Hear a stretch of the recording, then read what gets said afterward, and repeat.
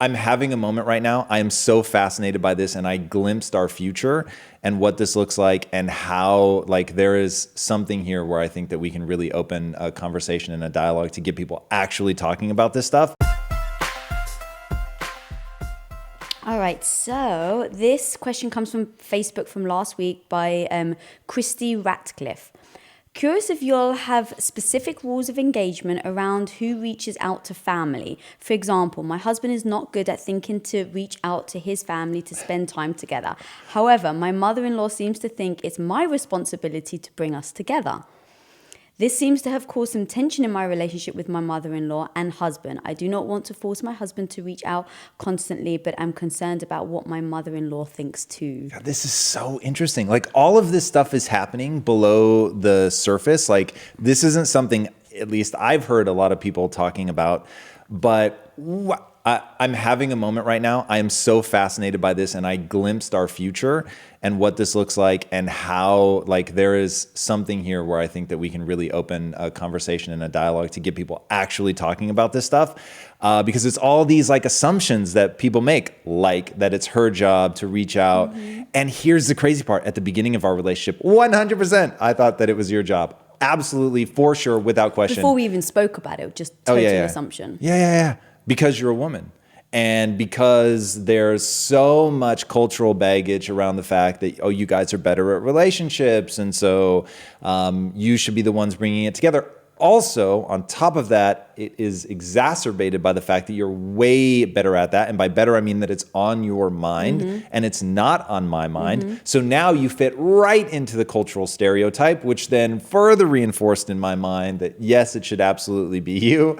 But there is no objective reason why one person should bear more of the responsibility. So I would say it's kind of like parenting, right? We've met amazing people where the lead parent, and by the way, mad shout out to Sarah Robb O'Hagan, who gave me that phrase, lead parent, which I thought is just a great way to describe it. So her husband is the lead parent, right, meaning she is running a multi-billion dollar, or was running multi-billion dollar corporation. She's now got a startup. I don't think they've cracked that nut yet. But so she's very, very busy from the CEO perspective. Cannot wait for her episode to come out. I think it was an absolute smash. Mm-hmm. And there's no reason why the husband can't be the lead parent. Right. So, and there's no reason why the husband can't be the lead on getting the family together. But there is a lot of cultural baggage. And so if you haven't established the rules of engagement to say whose job is this, then it's just not going to happen. And the reality is you used to do it. It used to be discussed that it was you. And that was when you were a full-time housewife, what we called the CEO of Bilyeu Enterprises. And so it was like, all because you didn't have a traditional job, but I understood how much work it took to keep the household together, to facilitate me so I could do what I was doing. You were taking the lead on that. And so you would talk to my mom a lot. Well, you've skipped over a few things in that story that I think are important. Okay. Remember where you are, because I only cutting you off to give context to everything else. So initially, I wasn't the lead in that. We didn't really talk about it. It was, we got together and you worked so much that your mum was feeling a little disconnected, like I don't talk to you much. And so me and you had spoken about how do we resolve that? Because obviously your mum is a big part of our lives and we adore her. And you were just like, you have little time to even spend with me, let alone calling your mum every single day. So we spoke and I said, what if I step in, and what if I'm that go-between between the two of you, because she feels like she's not part of our lives. So maybe it's not just you, maybe it's us as a collective, and I can help bridge that gap. Once we did that, that was amazing. Me and your mom had weekly calls. It was like every Monday at like 5 o'clock or whatever. And we would just talk for like 2 hours. And I filled her in everything we were doing as a couple, everything you were doing, and then everything I was doing. And I think in that moment, she felt like it was great. She felt connected with us as a family. She felt very connected to you, even though you've rarely spoke to her. Anyway, so that's where we kind of started. But then... Right. Then, so you're talking about the then being you got busy, you started working, and that stopped happening. And now it's sort of catch as catch can, and there was no like real punchlines. That's like really the moral of that story is, where are you? You do need to come to an agreement. Somebody needs to do it, or you need to both accept, like we have, that nobody's really taking lead on that, which, by the way, I'm not necessarily recommending, because I think that does certainly, with my mom, cause some distress that there isn't outreach. But because she knows why and where we're at and what we're building and all of that, it hasn't caused friction between the two of you, because she understands the change in the situation and all of that. I wouldn't say it hasn't caused friction, but I've definitely felt not disappointment, because she's never voiced it like that, but I definitely feel like I'm not delivering as much as she would like to, from like before, and I've had to accept that. Yeah, because we're not as close anymore, just on a daily basis. When you're talking to someone all the time, it's the little things. Oh, I'm really upset today. It's those little things. I literally don't have that feeling. You don't have. Nope. Like, I know, and you want me to experience life like you do, and I'm just like inside of insights. You don't feel the difference if you're connected with somebody because you hear about them more daily things than you do like as a general. I don't really experience one as better than the other. Interesting. I don't know if I'd say better, but I definitely think more, more connected. I guess that would be better then. Yeah, I actually disagree with you then. No, trust me, I know that we are like night and day on this, which goes back to the waffly bit that we started and take one of the epic Get Us Live session this morning. But that really, like, I was thinking about that this weekend. We're in a phase right now, and this is all cyclical, and it comes and it goes, and it depends on what you're doing at that point in your life.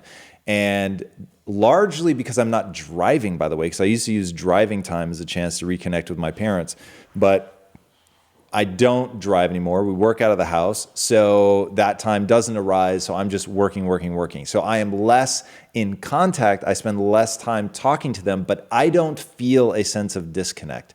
So when you talk about people who are like, I haven't seen my friend in 10 years, but we picked up like we never left off, that is exactly how I feel. So when I talk to them, I feel as connected as ever. I don't like that. Isn't how I experience the world, which is why I am very, very grateful, because objectively, it's like the depth of relationship. I can see the weakening of that if it's husband and wife. Like if somebody told me that they spend as little time talking to their significant other as I spend talking to my family, I'd be like, wow, that's so dangerous. That's interesting. So, but that isn't the type of relationship that I have with any other human being other than you. So, and because that is completely fulfilling for me to have that with you, I love my family very much. And I cherish, we were talking about this, I cherish the times, like my favorite times in the world are when the family's together and I get to spend time with everybody. I absolutely love that. But in the way that you begin to feel like this disconnection, I don't experience that. And I wouldn't experience it with you. That's why it's so scary. And that's why you have to be. Experience no, it with me. like if you and I never took the time to like really and deeply emotionally connect, and I won't say never, but it would take a lot longer for me to feel it than it would you, which is why I'm very glad that you're always so protective of real high quality time. Because if I had something like 4 or 5 weeks in a row where I had to travel and whatever, like I would rationalize it in my head and be like, these are really key opportunities. I have to take advantage of them. But you'd be like, look, we need to spend time together. Yes. Correct. We never really answered this question. I just want to go back to this question. Well, you need rules of engagement for sure. You have to talk through it.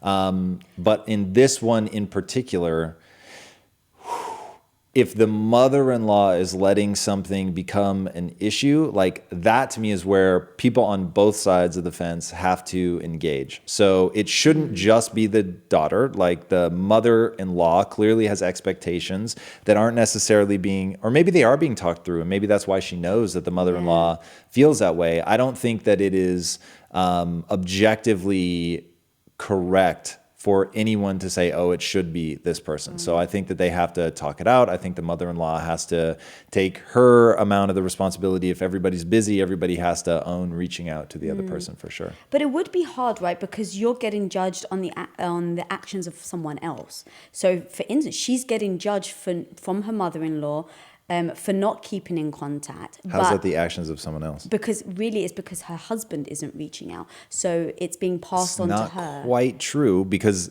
I'm going to I reach think into the situation. the mother's filtering her disconnect with her son through to the daughter-in-law.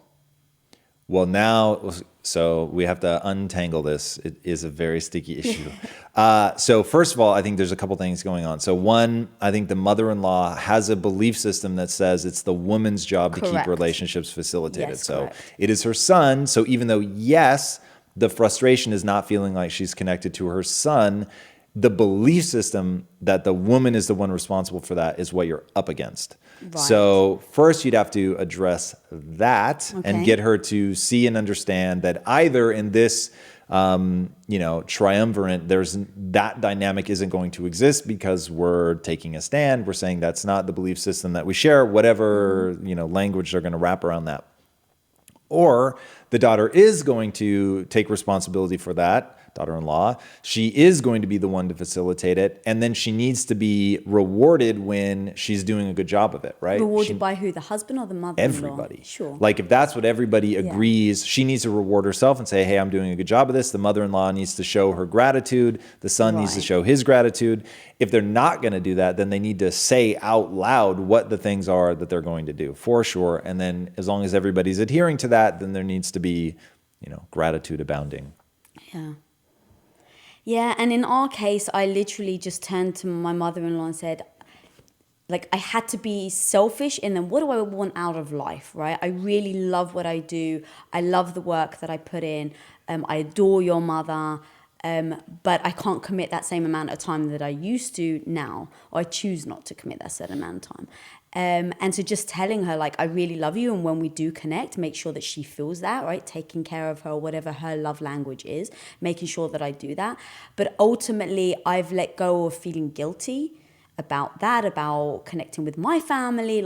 I just can't do everything. And so I've chosen to not speak to them every day or every week.